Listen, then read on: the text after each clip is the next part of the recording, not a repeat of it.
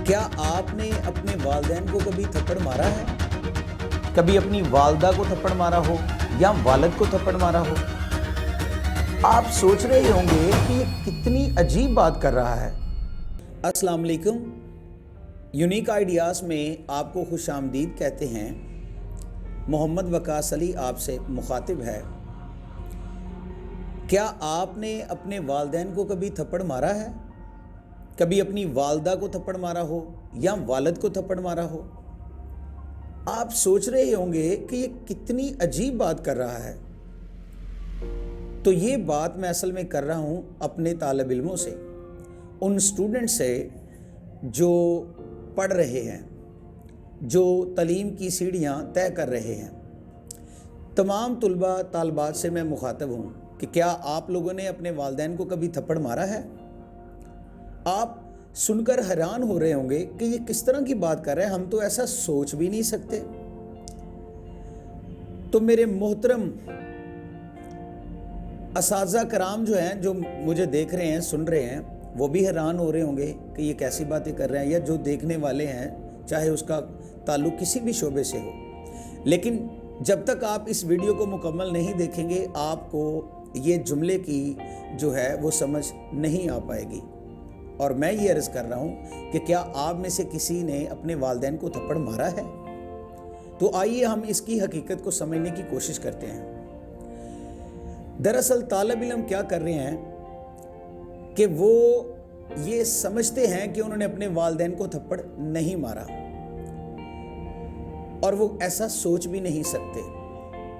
लेकिन सवाल ये पैदा होता है कि जब आप अपने वालिदैन को थप्पड़ मारते हैं तो उनको क्या पहुंचता है? उनको एक तकलीफ होती है, एक दर्द होता है।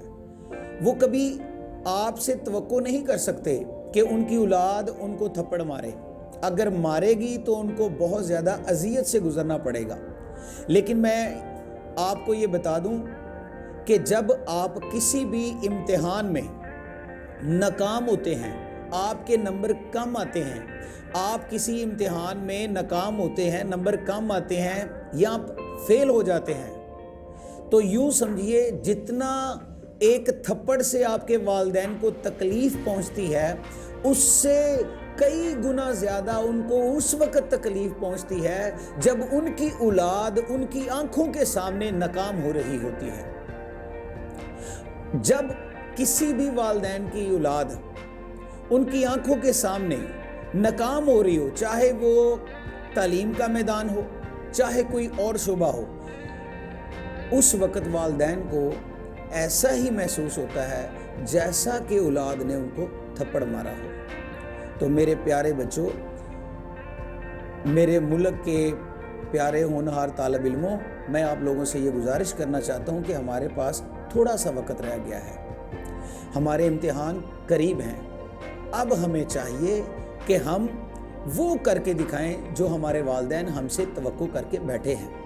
वो जहाँ ऑफिसेज़ में, जहाँ वो जॉब करते हैं या अपने किसी ऑफिस में बैठ के बात करते हैं, तो वो ये बात करते हैं, मैंने अपने बच्चे को अच्छे स्कूल, अच्छे कॉलेज, अच्छी यूनिवर्सिटी में एडमिशन करवाया है, अच्छी एकेडमी में मैं भेज रहा हूँ, लेकिन और मैं अपने बच्चे को डॉक्टर बनाऊँगा, इंजीनियर बनाऊँगा या किसी और फील्ड में लेकर जाऊँगा।